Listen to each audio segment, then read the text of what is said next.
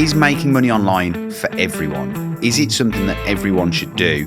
I like the idea of a self-perpetuating, self-fulfilling business that could then scale and do like positive externalities. For me, I wanted to get rich and I wanted status and whatever else, and so I want to do that. I see this as like a big gamified competition. I want to be the best. I want to prove that I am the best, and I don't know that until I've gone up against the best and still come out victorious. Hi, and welcome to the first ever episode of the Online Performance Podcast. My name is Jason Mills, and I'm joined in this first episode by Jamie IF. Jamie, it's a pleasure to have you. This is the first ever episode of this brand new podcast, which is all about elevating online earnings, learning from people that are making money online, from people that are doing it just like yourself. So, really pleased to have you here. Do you want to just give a quick intro to the people that don't know who you are? Sure, yes. So I'm Jamie. I'm from London. I'm in my mid 20s, just about still, and I do online, mostly affiliate marketing from SEO, as well as like some other stuff. We pivoted. We're trying to build out, more reliable, diverse income streams as well, especially with how Google's going. But primarily up until now, I've always been like an affiliate marketer, affiliate focused CRO, content person. Not as strong on links, not as strong on informational content, but I'm good on the on-page psychology side. And I also head up marketing a SaaS called Lasso that does affiliate analytics and CRO and stuff like that as well. Great. And I think this might be a bit of a theme that crops up over this series of interviews that we're going to be doing, in that I think a lot of people that are successful online are not just involved in one aspect of it. So I know you are involved in a few different aspects, and probably the one thing that we have in common is affiliate marketing, and particularly through content websites. But really for this series, I want this to be focusing on some other elements, just to open people's minds and open people's eyes to other ways of making money online. So one of the questions, what I want to do is start off each episode with the same question, which is a bit similar to another very successful podcast with a similar name, but we're not copying because it's a different question. And that is, what is online success? So just from your point of view, it's a very difficult question. I'm sure everyone's going to have a different answer for it. But for you, what is online success? This the same as real life success, and how I define it in terms of success is I go to work to make money. I go and do other stuff to get fulfillment. So I go to do online business to get money out of it. Like I love the network, I love the fun, I love the meetups we've had since. But really, like I want to make sure that once I'm run out of town and I'm done in the game and I'm crashed and burned, like I'm good forever. And so once I've got that base level, I don't care anymore. Like I'm aggressive until I can afford to play aggressively. Like once you've once you've exited for an amount that you know that you're good in the background with, I feel like you can play more aggressively rather than having to be defensive, because now you're one Google update away from not having the feature that you thought you did, because it was all monopoly money of an asset value until it's like until you exit, until you liquidate it. So success to me is I've came to do what I came to do. I'm good now, and now everything else I do, I choose to do rather than having to do it. It's a control over your outputs and inputs. And so to me, I know a lot of people go, I just want to be the best I can be. I do love the game. I love the fulfillment. I want to be the best I can be. But I didn't pick SEO because I love it. I picked it because I'm a businessman and it was like the way in. And I'll continue to do that until I feel like I can do whatever I want, and then I'll choose what I would choose to do from there. Fantastic. With control, I just want to say that my definition is more toxic than average. Like I get that a lot of people want the work-life balance side, they want the location, time, freedom. I don't prioritize those in my 20s now. I want the control so that if I choose to change my inputs and outputs of preference, I can do that whenever I want, because I did whatever I did and not prioritizing work-life balance originally. And so I'm not telling people to be this way, but to me, like 7 days a week isn't a problem, because that means that I can do 2 days a week in the future if I choose to, whilst I still have control, because who knows what the landscape will look like in 10 years with the way that some tech's going. And so I want to make sure that whatever happens, I've got that base. And so success is control, not work-life balance to me. Great. And I think probably leads me on to the next question, which was what made you first start this journey of making money online? And I think it's probably a very simple answer. I think you've kind of just answered it there, but if you just maybe build on that, because you are still very young, and for those that are listening to this podcast rather than watching it, they might not be able to see there is a clear age difference between me and you, but for those watching, you probably will be able to tell that. So you're still relatively young compared to a lot of people in this game. You've had a lot of success early on. So what was it that first kind of got you into it, or made you want to go down this rabbit hole? And what age did you start doing it? Yeah, so I graduated from uni when I was 22 in 2019. And so the original thing I wanted to do was the reason that I have the IF on my name, which I cannot. Until I get 100,000 followers, I'm not saying what it means. You can all follow me. We need to get you some followers, because that was one of my questions today. So we've already covered the fact that you're not going to answer that. But so originally, I cared a lot. I still do about I feel like worldwide, but especially in London, we've got a big problem with like inequality and homelessness and stuff like that. And so for me, I wanted to do a social enterprise that wasn't I got really into the social enterprise movement, as in like a business that can operate like a business but doesn't take the profits for itself. So it can still use some of the forms of like profit making in order to scale its own like doing good for people, but without like, I think that so much charity is inefficient because you rely on handouts, and as soon as COVID happens and no one's got any money to give you, you have to fold, or you have to rely on governments, or there's nothing guaranteed. So I like the idea of a self-perpetuating, self-fulfilling business that could then scale and do like positive externalities, and harnessing some of those for-profit things in a like a typical like non-profit. But to do things like that, often you need quite a lot of money to get started, because it doesn't scale and self-fulfill until you've got a decent amount of scale. And so for me, trying to tackle homelessness, I knew I couldn't build a million houses, but I could help with like soup kitchens and food and donations and stuff like that. And so the idea was to create a brand that would sell soups and other stuff like that. And for everyone we'd sell, we'd give another to a soup kitchen, or to a way of distributing that to someone who was like either homeless or food insecure. But soup is like the most perishable thing ever. It like dies off in 5 days. The raw ingredients are pretty expensive, and the profit margins aren't that high, and the packaging is expensive until you get to really high scales, until you've got your own factory. And so I was like, all right, I ran out of money. I did the Sunday markets for a bit, waking up at 5 a.m. and cooking all day on Saturday whilst working Monday to Friday to do it. Ran out of money, and I was like, all right, okay. And at the same time, before I graduated, I'd done a year in industry in France, in Paris, when I was living there for some time. And I discovered what SEO is there, because there was a publisher that was like, I think they sold up now, but they had no idea what they were doing. And so I just got obsessed, because I'd had a previous failure in that I tried to launch a streetwear label when I was 16 at college, like, hoodies and t-shirts with the logo on and stuff. And we blew up on Instagram. We had like 16,000 followers within a month, but it did not translate into sales. And so I was like, okay, you can have all of this faceless traffic that doesn't convert. And I had to like do all this manual stuff. And I love the idea of like every day people come and find your website. So when I discovered SEO in that, whilst working for that publisher, I was like, this is repeatable. You mean I just sit there, I do the work once, and then it's repeatable, rather than having to post, rather than having to reach out to influencers and do all these deals and manual labor. And I just got hooked, and it was just like a rapid feedback loop. And then I did it from there, and then got into the online business from there. And the desire originally was one of, I guess, like, I'd never been like a high performer. Like, I was clever naturally, but I never tried. And so like I never got to show like I'm the best in the game at economics at my degree or whatever. And so I wanted to I came in like, I wanted to be the best at whatever I chose to do, right? There's a competitiveness, like a narcissism, arrogance in there, or whatever you want to call it. But there's also like a desire to do positive stuff, as well as like just the status stuff. And so I guess they mixed well in that. And now whenever we've got here in affiliate marketing to try and fund the eventual going back and doing that again is where we are today, 5 years later. Brilliant.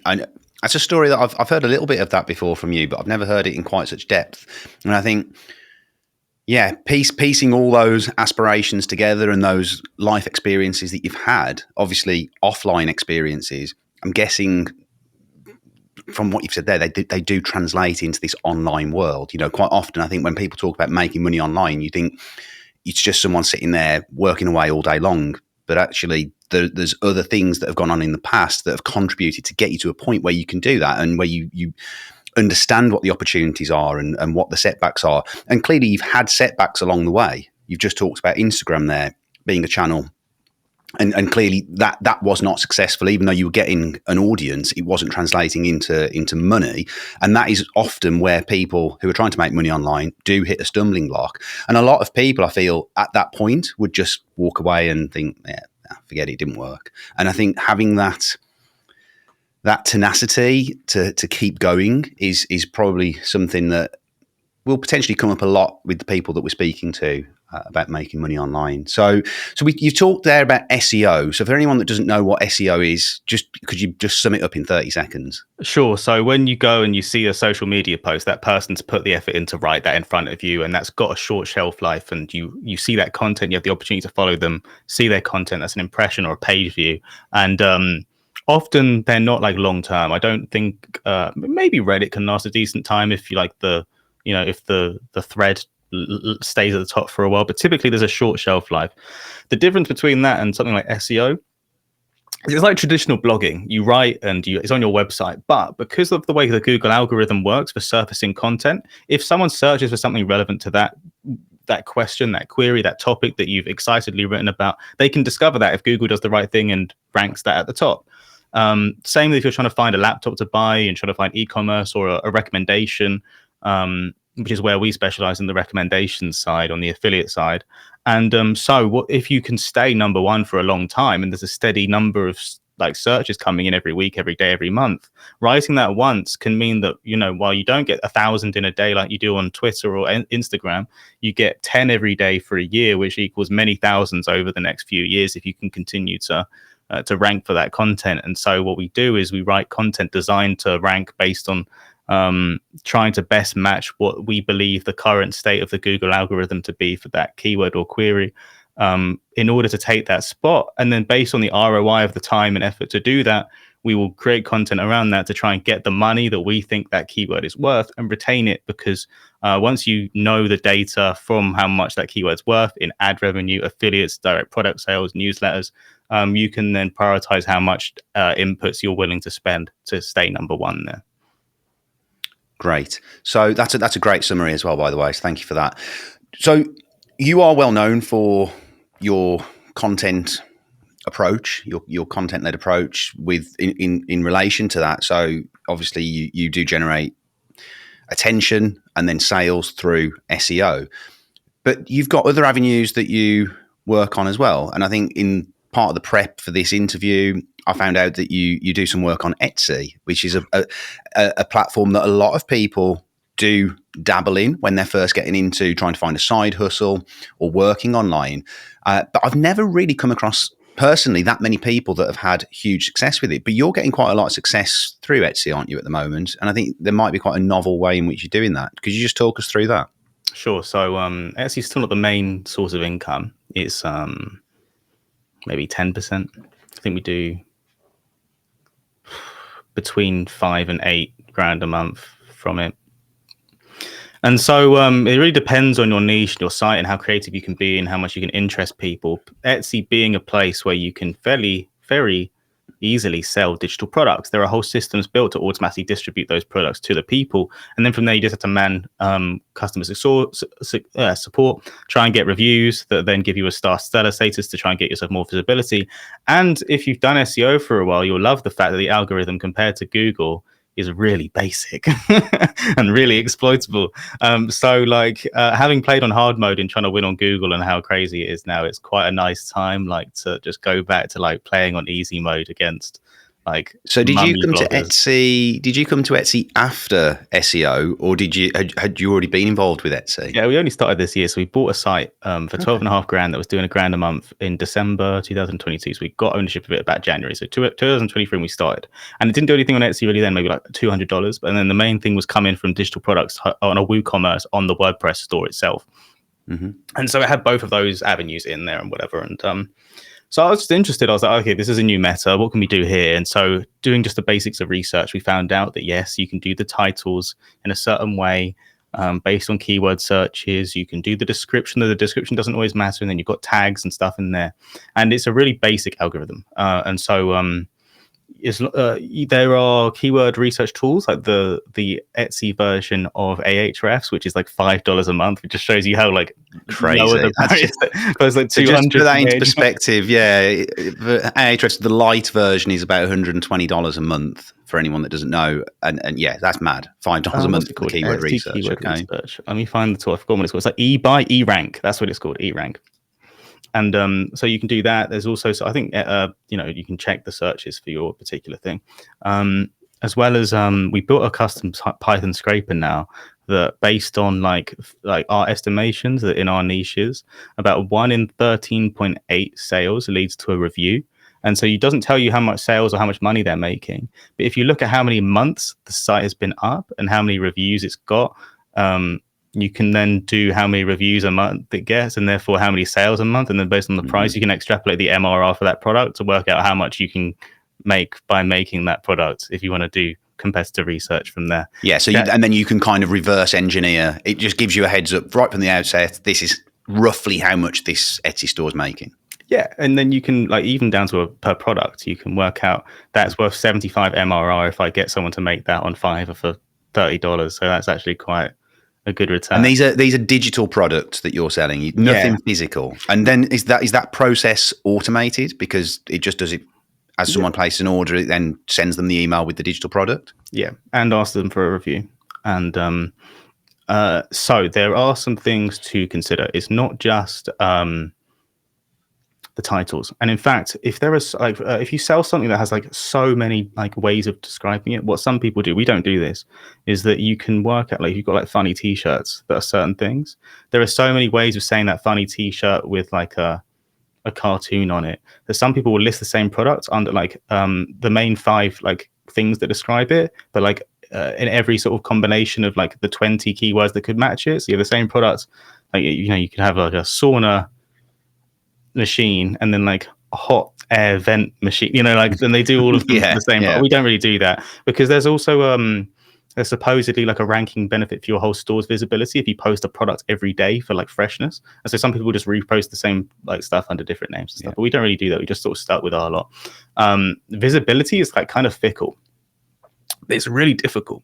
And so you'll see, if you type in like a general seed term for like some digital products, the same few stores will take like all of the things up, even for less relevant products. Then if you are, as a new store, try and publish a very relevant like long tail version for that, you will sometimes get no visibility, because it prefers to show just like trusted stores. So there is like a thing to overcome with that. But if you could be one of like the authority Etsy people and you've got the SEO down, then that's pretty good. The description is said to be a ranking factor, but it's weak and sometimes not included at all. So it's mostly titles, tags, and like CTR from images. The images are super, super important. Like balancing like a really effective template with not being so custom that it's like not worth your time to create these amazing like thumbnail for YouTube things. So you try and get a really good template made by a freelancer and then like customize it for each like type of product within that subcategory that you've created. Like, if you've got a certain type of calendar or like planner, then try and keep them all to be the same sort of thing. And then for the digital product side, you can automatically distribute them via like automations and like download links and stuff like that. And then if you can get star seller status, which I believe is a 4.9 or 4.8 or something rating out of 5 on average for 3 months, and an average customer response time of a certain amount, then you get that then helps you. And if you have really, I'm not 100% sure about this one. It might be you have to activate something, but if you get really, really good user metrics, like everyone who is clicking on it when they search and it stops them, obviously that's going to help with like CTR and the algorithm, same as Google. But if you are converting really well, then Etsy may start pushing you onto Google ads and the shopping ads, which does lead to obviously more sales for you that you don't have to pay for. But you can also scale and pay your own Etsy ads, especially if you're just starting out. Which can be a way of getting like some, like firstly testing an MVP if you're just starting a store. Like if you're doing a niche site, you're kind of locked into that niche. But if you're just starting Etsy stores, you can do MVPs by testing those. Though you need to be really careful you don't get banned, because there's like, they are tough on the ban hammer. and so you can test those. We actually just we can do this as a separate part of the conversation, but we spend most of the revenue now, which we didn't used to, just on ads, just so we can break even with more sales to get newsletters, because we know that the newsletters are more valuable in the back end. So we're using Etsy as like a newsletter funnel, because people would rather pay $2 for a lead magnet than get it for free as a pop-up on the website. And so fine, you got to pay us for it, and then we'll blast it to everyone else and spend your revenue on getting the next 4 people to sign up. Love it. I love it. So, how did you learn all of this? Is this something that people in your team or that you already knew? Is it what? So Because you said you've just started doing this year. Really, this is relatively new for you. Yeah, and so Joe on the team does executes on the Etsy side. So I only know these things because of the things that he's experimenting with like paid ads and optimizing images for more visibility, and like, you know, creating the templates to then try and get better CTR over 20 products, rather than spending hours trying to do each individual thumbnail for marginal gains. And so he controls most of that. He's trying to build a small team of like freelance people on like the Upwork and Fiverr style things that are specialists in those types of digital products in those niches, so that then they can fairly cheaply be given like 5-10 products at once. They go away, go do those, and then we can then publish those, gauge ROI, and see where else we can do stuff, basically, and what the data suggests. Great. Okay. So you're selling multiple digital products. It's not just one product. I think it's just under 100. Okay. Okay. And you've just built those up over time. So are we talking things like ebooks? Like what? You don't have to tell us exactly. Ebook, like, you know, the typical stuff that you can do for every niche, like planners and like yeah, you know, those sorts of things. Okay. That's really, really, really interesting. So you kind of at a point where I think you mentioned a rough figure of maybe £6,000 to £8,000 a month in terms of revenue. How much time is that taking, would you say? Or do you know the answer to that? How you said Joe and your team works on that? So there's a lot more people entering these. So there's more competition, but I don't think Etsy's getting less popular. I don't think they're incentivized like Google to change the algorithm to not give you business, because they make money when you make money, and actually you pay a fairly high amount of costs on these things, especially as lower ticket. They find ways to nab you from everywhere for the cash. And so I don't really see them like not trying to, if we have a good product that has good user signal that converts best, then they want to show people to that product because they get more money per click or per user engagement. And any sensible company would measure those things pretty in depth, right, to make sure that they're making the most money. But it's getting more competitive, and there's a lot of people like I don't really do like the high ticket product side, but there's a lot of like big clever drop shippers now like realizing that Etsy is where it's going to be, and they're getting on that. So it's toughening up on those niches. But because I do low ticket digital products with like the back end affiliate newsletter funnel being the priority, that hasn't hit me as hard, because like you know, if I didn't have the team to do it for me, I don't think I'd be willing to put the amount of effort it took to get like a few grand extra on here, because I can go make more money doing other stuff. And so I think a lot of other people feel that way.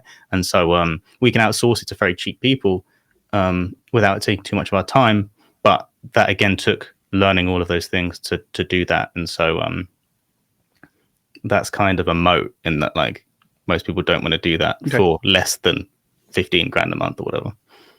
Sure. Okay, that's really good. Thanks for that. I think we'll switch tact a little bit now. I want to talk to you about your relationship with Lasso. So first of all, give us an idea of what Lasso is, and then I want to understand why you got involved in that, because you've just said there that, you know, you clearly your time is very, very valuable. You want to maximize what you get for your time. So I imagine that takes up a fair amount of time. So just describe what Lasso is, and then what your role is and how that kind of came about. Sure. So if you have a content site and you do it, or you're a blogger, you do any kind of affiliate marketing, Lasso can basically, one, help you convert better and make more money.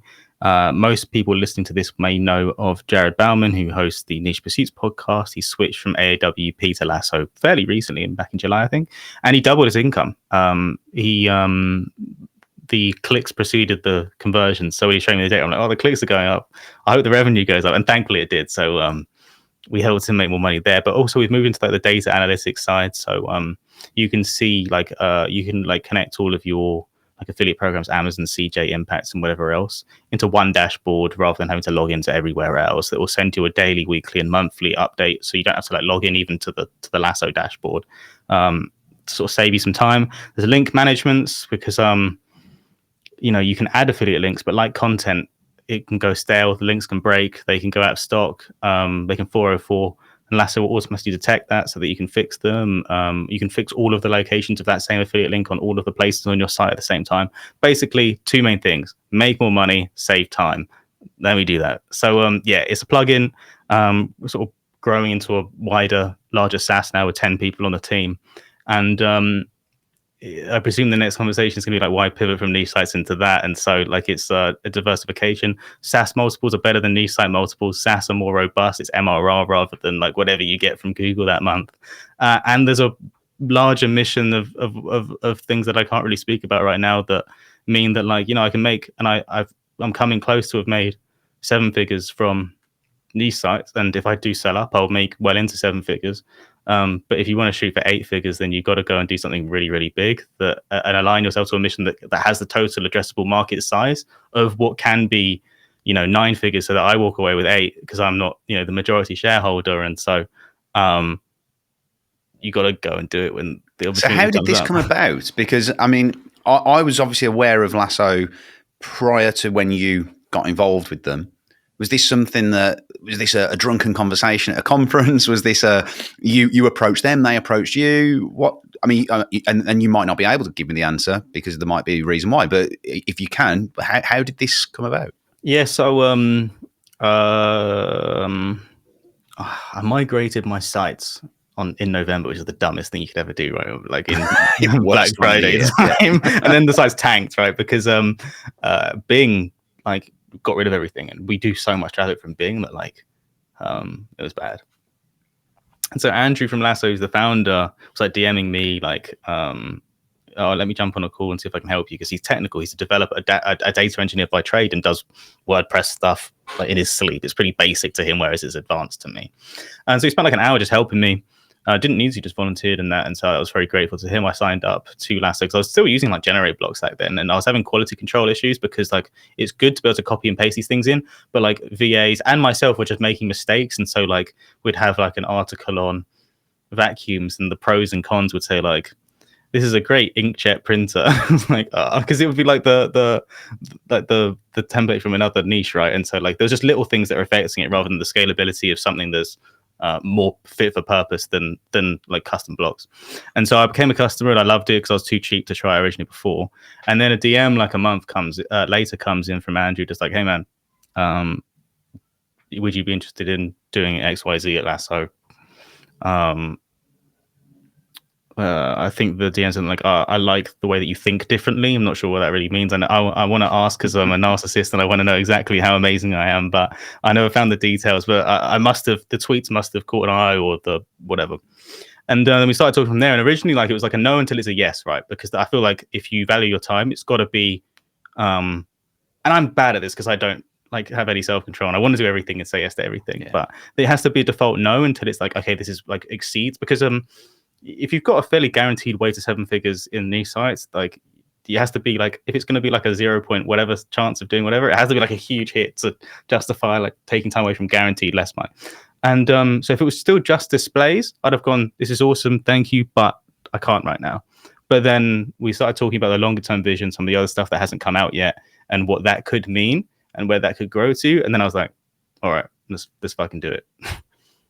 Nice, like it. Okay, so that kind of leads me into what I want to talk about next as well, which is about this idea of having an online persona or influencer type profile. How important do you feel that is? Like, is that something that you think everyone should have? Why would you do it? Because obviously, for me, I've kind of stepped into that in the last 2 years. Started off with the affiliate school, and then a year after that, got involved with Twitter. And it's a fair, even just Twitter is a fair commitment to continue to post content on there, respond to comments. You're getting a lot of DMs and things like that.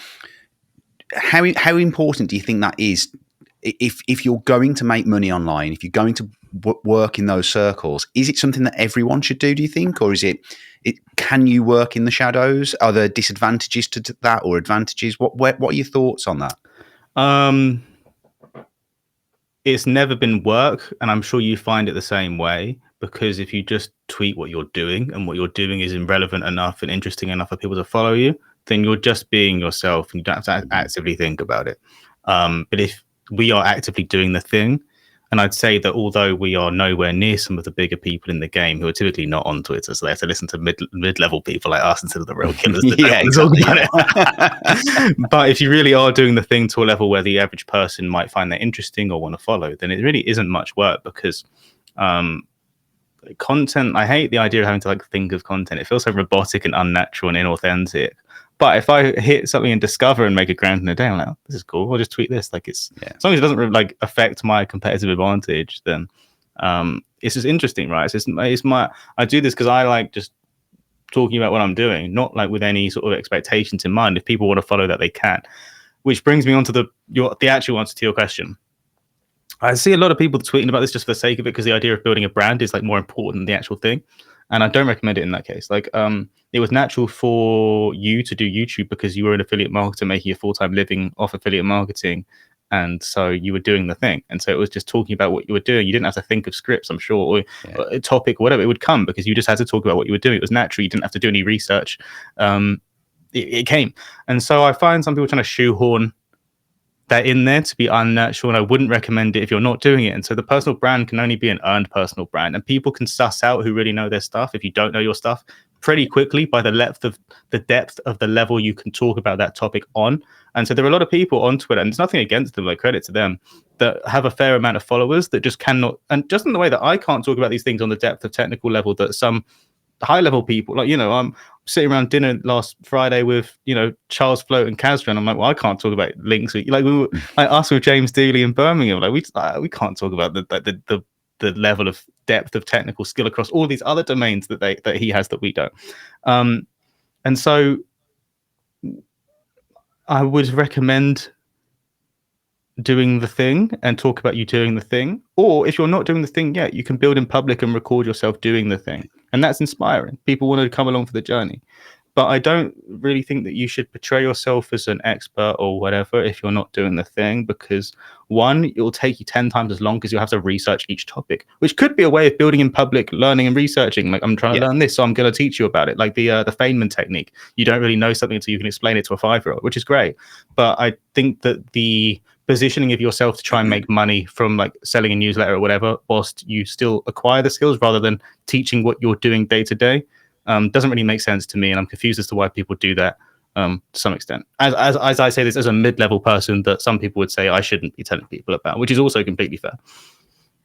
I think your opinion is perfectly valid. Okay, so let's change tack again. I've got a few other questions. I want to dive into the kind of psyche of Jamie IF in a minute, but just before we do that, I think you kind of touched on this earlier, where you said about tech changing in the next 10 years. And of course, tech is developing so rapidly at the moment. I think 10 years of development now is probably like 100 years of development 10 years ago. Yeah. So it leads us obviously onto AI. So how important has AI become for you in your kind of day-to-day dealings with what you do? How do you are there certain softwares that you use? Do you not use it at all? Is it something that you're testing a lot? What's your take on it? It has both changed everything we do while not actually changing anything yet. So let me explain. It means that now, like, Zapier is good. And it means that now, like, there are so many ways that with the right processes and the right SOPs in place, someone who is not as, like, hasn't got 2 years experience in link building, hasn't got 2 years experience in social media management, can much more, with just a plug and play SOP, be much more effective. ChatGPT can create ideas for link building guest post ideas based on X and Y that you can create in an SOP.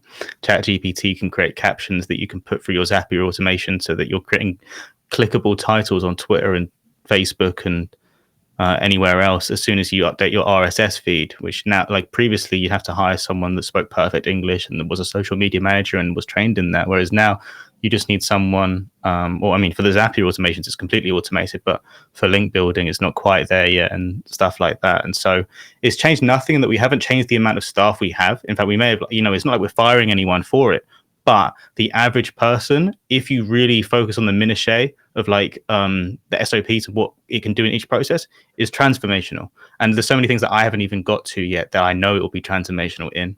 And every 6 months, I find myself changing the expectation for when everything is going to be different. And I find myself getting into momentarily into okay, we're okay. The next few years aren't going to be that mental. Old people haven't got used to phones and TVs yet, so they won't with this.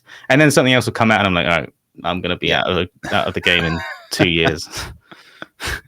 Yeah, I know, and that's the thing, isn't it? And it is such a rapidly changing landscape. But I think it is something that scares people. I think it's also something that gives people an excuse, because I think quite often people, there's always going to be some form of barrier to entry. But I actually feel at the moment that AI shouldn't really be a barrier. I think it should be an enabler. So that's kind of my take on it right now. But I think people, anything that they're unsure of, or that it kind of breeds fear, then they'll use it as an excuse not to get into the game.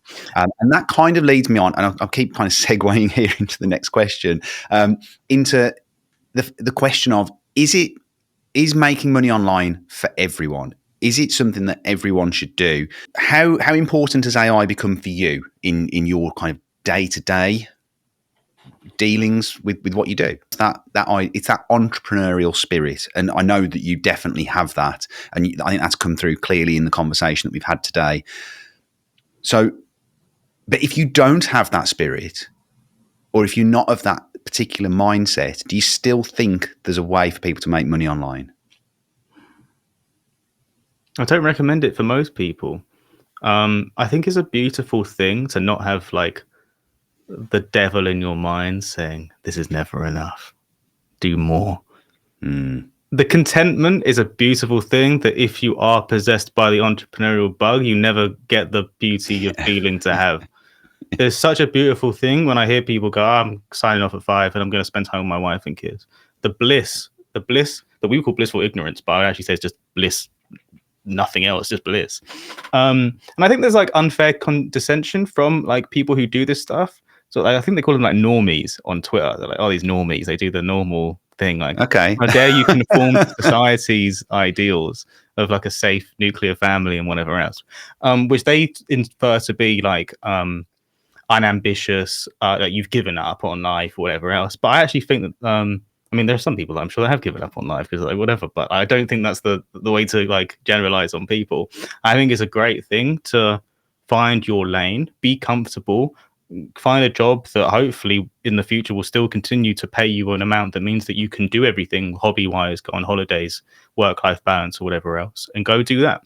In which case there's no pressure to go do this stuff. You have nothing to prove to the world as long as you're doing well. And so I think people should assess their mentality and reasoning for want to do this or what. Like, if you need an extra 500 quid a month to do X, Y, Z, for 90% of people, it's cheaper to just do more hours because there's an exponential ramp up curve for like making any money in business. And if you're willing to spend 2 years to get to $500 a month, then you may as well spend the extra year to get to 20 grand a month. And so it's not going to be a quick way to 500, but it might be a very quick way to a very high income a few years down the line. But if you want that now to like be a bit better off, you're better off just working harder at your job and getting promoted, because you'll just split your focus and not get promoted if you like are not thinking about your job during the job. Absolutely. I mean, I've been in that place where I've been climbing the career ladder and trying to grow something myself, and it's bloody hard, and it's actually unsustainable as well. So you're absolutely right. You know, for someone that doesn't, you know, you say the term 500 quid a month extra, there's much easier ways to do it than to probably make to go make money online. And also, like, people like this is going to sound cocky, but there's a lot of people online trying to do this stuff. There's not many that are doing 500,000 a year like us two or whatever. Like, I don't know exactly. Like, let's just say 500,000 a year. And so, like, this isn't representative. It's nice to listen to these things and like vicariously live through someone else. But no, I don't want to recommend you try and do what I do, because I've spent 16 hours a day for 5 years grinding this out. I've got my wrists are literally on fire right now because I've destroyed the ligaments or whatever in there. My neck is permanently hurt. I'm aging horribly. Like, this stuff is like, you sacrifice a lot, and this isn't trying to be like, oh, I'm a savage or whatever. I'm not. I just want to go down like as one of the best to do it, and this is a way on that path that I found myself in.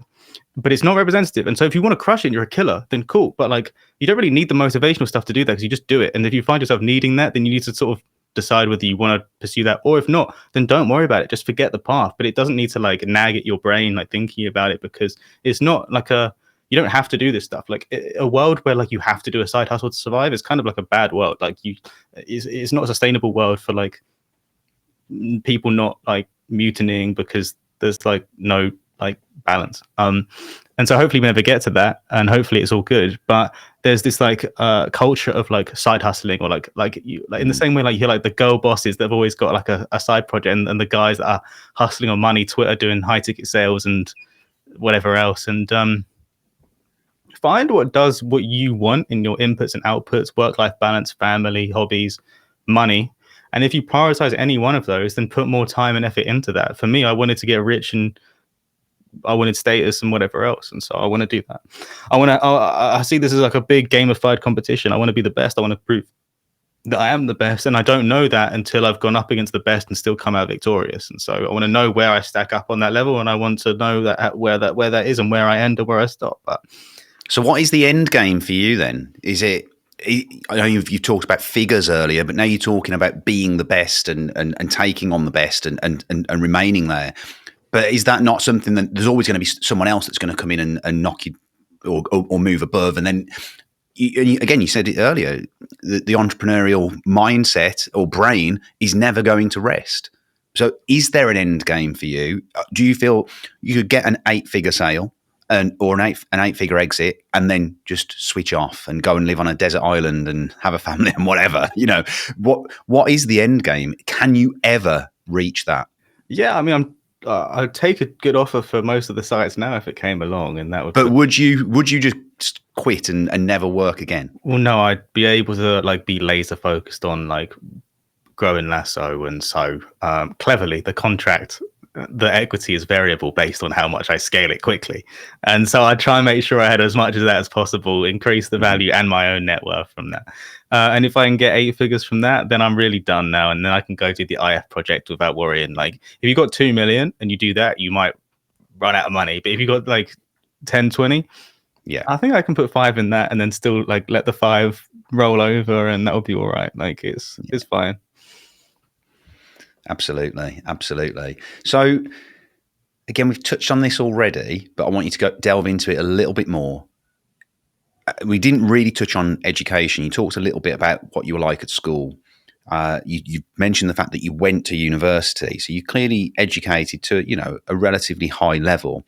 How important do you think education was for you in what you do now? And we'll also touch on the psychology, because was it a psychology degree? No, I did economics. It was like the economics. Opposite. It's like, so it's like dry thing ever.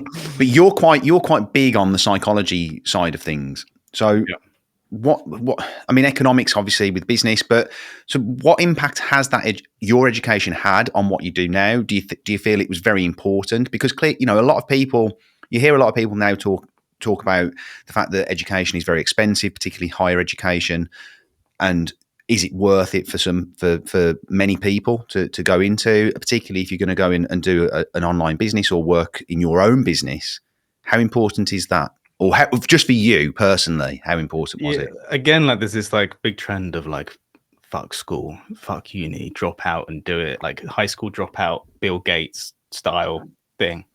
And that works for some people. For me, like if I had left school at 18, I wouldn't be here in my mid-20s, because not because and I would have loved to have those 4 extra years, but I would have just been too dumb to do it. Or like there's a level of like I think that if I didn't get 4 years of being dumb so that I could leave, like having matured more before I entered the workforce, because where you go is very indicative of where you finished. Like you narrow your opportunity significantly by making a decision, and by being more mature and going into the labor force at 22. Well, I mean, not in the like, and then deciding to work for myself at 22 was like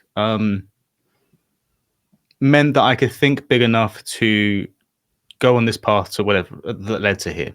Maybe if I'd been 18, I would have gone into the first thing I'd seen and then become a cabinet maker or whatever, and then spent 40 years making cabinets. I don't know how it would have gone. I don't know. I showed no interest in cabinet making prior, but you never know how these things are going. Once you make a decision, you limit your opportunities. By doing those 4 years, I got to go to France, got to go meet new people across the UK and all the foreign students that came to the uni. Met everyone in France who was a foreign student or a domestic French student there. And do business, right? And go and work in businesses and find out what SEO was, with more of a perspective to then come back and decide what to do. So I think that, do I use my degree ever? No. Do I think that the marketing stuff is like worth spending 27 grand over 3 years on? No. There's better books that are like £9 that'll save you the 9 grand. But it's still the best few years of my life, because I could get drunk 4 nights a week with my friends, chat nonsense, and have a good go clubbing 5 nights a week and have a good time. And it was a great time, well worth the debt. But like at the same time, like it's the perspective, right? And so you have to be able to think you can do something. And to be able to think you can do something, you have to think big enough to think that you can do something. And so you have to be able to like some people that grow up, especially if you grow up in a better household where you see doctors and business owners and whatever, you can just acquire that naturally, which is a form of privilege, I think. But if you don't grow up seeing those things, you have to experience the larger side to know that you could do a crazy biochemistry company that could be $1 billion, because you just don't know that those opportunities exist to you. So having seen that, I think that allowed me to think bigger. So I credit it with being able to do what I do now, but not because of the education side, but because of the other factors. Great answer. Great answer. So coming back to psychology then, I know you use it within your content creation to an extent in terms of how you write. Could you just explain that a little bit for me? What? Because I've seen you talk about it a fair amount. What does it actually? Could you give me like a practical example of how you use psychology to maybe, I don't know, persuade, or is that how you use it? Yeah. So I like money, and I do this to get money. I don't do this for charity. I do charity for charity, and I do SEO to get money. I'm a businessman doing SEO. I'm not an SEO. I don't love SEO. I just do it. It's a means to an end. And when I'm doing SEO, I want to make the most money. And the way to make the most money is to make sure that whoever comes onto your page who's ready to make a buying decision makes a buying decision on the spot, so that you get paid for it with your cookie. And so when I'm creating content around affiliate products and recommendations, the top 5 vacuums, I'm thinking, who is coming onto that page? What are the segments? And what do they want? And what will get them to go from, I feel a bit worried that I'm going to make the wrong decision. I'm risk averse. I don't want to lose. I don't want to pick the wrong thing. There's stress attached to that. And it lends itself perfectly to me doing a service and really adding value. If I can help you find, based on your worries, anxieties, unrealized needs, childhood trauma that led to you searching that random keyword 20 years down the line, to make sure that you are feeling comfortable and make the best decision for you that really has utility for you, then I've done my job and helped you and added value to your life. And you've made a decision on the spot that will positively, hopefully, impact yours. And so it's all about segmentation, precision, visual imagery, like evocative language, real life scenario, like illustration for them, like be as specific as possible, your segments. Saying that this is the best heavy duty vacuum below $75 is going to convert better than something more vague, because if they do fit that, then they're going to be like, okay, this person really understands me. This fits my exact needs. There is visual imagery. Use real life scenarios that someone in the niche, that your audience would really see themselves doing it, so that you take them through that and walk them through it. be like likable, talk about any mistakes you made using the products, like oops, don't do what I did, and then they like you and they want to get you back for the information that you've given them by using your affiliate link and whatever else, or feel at ease because they feel understood. Everyone wants to feel understood, loved, status, sexually attractive, or like they want to forget everything that's separate. Like it's one of those things like, and depending on the products that you sell, you can always zone in on that. And usually not for like the powerful positive version, but like avoiding the negative one, like mostly being alone. And so there's lots of ways you can do that, but really, like, I don't want to overcomplicate it in some like DR, direct response style thing, because I don't even think about it like that, though there are lots of parallels to direct response and cold email and all these other forms of psychology and CRO that you want to like do to engineer the best results. But really just think about like, what does this person need, what types of people are coming onto this page, and how do I make that as clear as possible and easy to read on the UX front, so that they can easily, without the least thought possible, make that decision that leads to them buying what they want today. I imagine as well there's an element of that can be applied to various online audiences, social media, even Etsy, for example. I imagine that can still be applied there. You just mentioned email, for example. I think that I'm a good cold emailer and like newsletter writer now because of it. I don't think I'm that good. Like I still new meta, but some of the same timeless principles apply across the board in the same way that like if you've made YouTube videos for the affiliate school, when it comes to cutting up stuff for niche sites, it's going to apply really well because you know exactly what you're going to do. If you've ever like sold anything at a market on Sundays, you probably can sell software over a Zoom call, but like it's not a perfect mix, but the principles are, there'll be elements. Like I did Instagram trying to sell hoodies for 6 months, so I can probably helps me blow up on Twitter quicker. Like it's every struggle, every like synapse you activate by like going down a path of skill acquisition is going to help you. And so the most rounded people are the people that do the most and do the most novel new things, because there's all these other interconnections that we don't realize until we notice that random experience led to an advantage on this particular thing 20 years later. So I'm trying to have all the experiences. And I think that's the one thing that I'm getting from this conversation today, is that all these multiple experiences that you've had through your relatively short life so far have all had a huge impact on where you are at right now and the way in which you approach business and essentially make money. I think that everything you do that's novel requires a slow start, because one, you don't know what you're doing and you're worried about repercussions and things going wrong.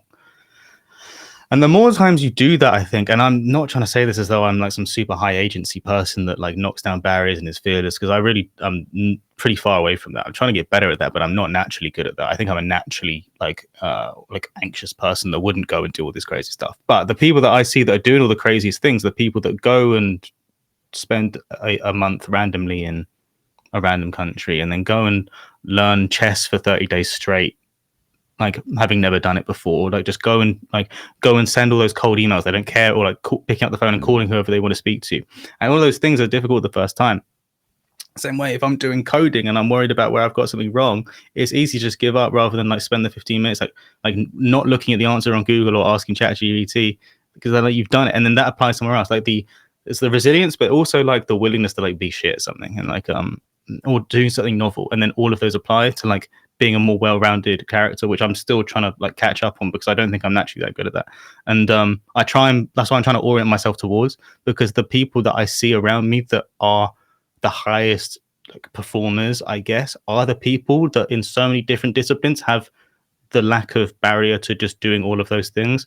And then they have the largest perspective, which I think then when you dig into something that's super precise, has like advantages for acquisition and skills, building teams, scaling, whatever else in those specific disciplines. Brilliant. I feel like we've had so much value from you today, Jamie. I'm going to ask you one final question. And that is, if you could give one tip to someone listening to this who wants to be successful online, what would that be? One tip to be successful in the online world. Pick something you can do for 3 years. And by that, I mean that you find naturally interesting enough, and something that you're sure you're going to continue with, and then ignore the noise of everything else. Like, don't do Etsy 1 month and then cold email for your agency the next month and then drop shipping on Shopify the next month. Everything is exponential. Nothing looks good in the short term, which is why there are such long-term benefits, because it's a way of filtering out people that don't want to do what you're willing to do. And the same is with skill acquisition. If you keep chopping and changes, yes, you'll gain skills, but none of them to a level where someone will pay you lots of money for them, especially with AI, which is going to better and better replicate entry and mid-level skills. And so you need to be specified and specialized to an extent. Super. So I know it's been such a good episode to kick off this podcast, and it's kind of encapsulated the whole spirit of what I wanted to bring. And I think we've covered so many topics here. We could probably talk about each one of those questions that I asked, and the answers that you gave were fantastic, and we could really dig into each one for probably another hour on each. But yeah, absolutely brilliant. So I know you're not going to answer the question, what does the IF stand for in Jamie IF, until you reach 100,000 followers. Is that on Twitter, is it? Yeah, I'm on 19,000 right now. So we just need to get you 81,000 followers. And that's a crime, by the way, that you've got 19,000. I thought you were on about 50,000 actually. So we need to go and follow Jamie over on Twitter. It's at Jamie_IF. Have I got that right? I've put a nice little banner up on the screen for those that are watching. Anywhere else that you want people to go and follow you? I have a website called increasing.com. If you go to increasing.com/newsletter, you can read my musings. Last week I sent one on like the EAT side and how we're doing stuff around like getting Rocket Reach accounts, Zoom Info, Crunchbase, and then person profiles for each of our authors, building Wikidata profiles, getting our authors and our businesses in the knowledge graph to try and, beginning to get the signals that would get us a knowledge panel and stuff like that. If you find that sort of stuff interesting, how we buy niche edits with quotes on them to try and create author trust signals, as well as the standard guest posting sort of stuff with the editorial element associated with that. That's an example one. They're usually much worse than that. That was an interesting one recently. But if you like things like that, then subscribe, because randomly I decide to spend 2 hours writing 3,000 words on that stuff and going down the rabbit hole. I'm hit by website updates. I'm not as high as I used to be.